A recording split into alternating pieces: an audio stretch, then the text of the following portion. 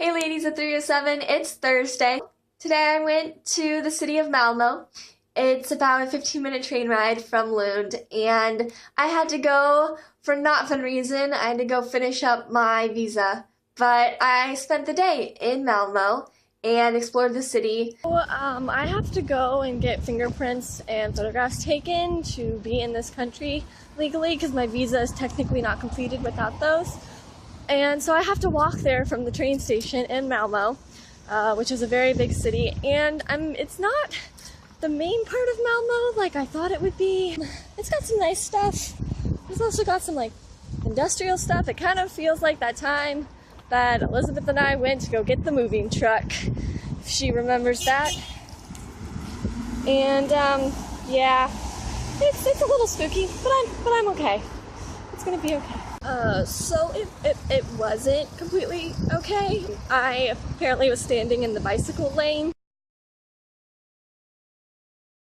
I was accidentally standing in it and someone got mad at me.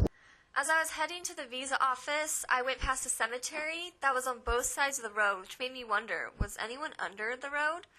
After I went to the visa office, I successfully completed everything, so as a treat, I went on a bus to a different part of Malmo and took a walking tour that the tourist office suggested.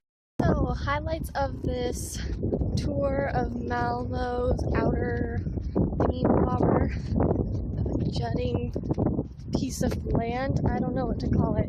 It's not a peninsula, it's like a little square thing. Anyways, highlights of this tour: seeing 5 seconds ago a Labrador and her puppies playing in the grass, seeing another dog in a basket on a bike, which is kind of normal. Parents did that a lot with their dog, but this one had like a special little container, and it had a little opening that went over the basket that it stuck its head out of, so it jumped out of the basket.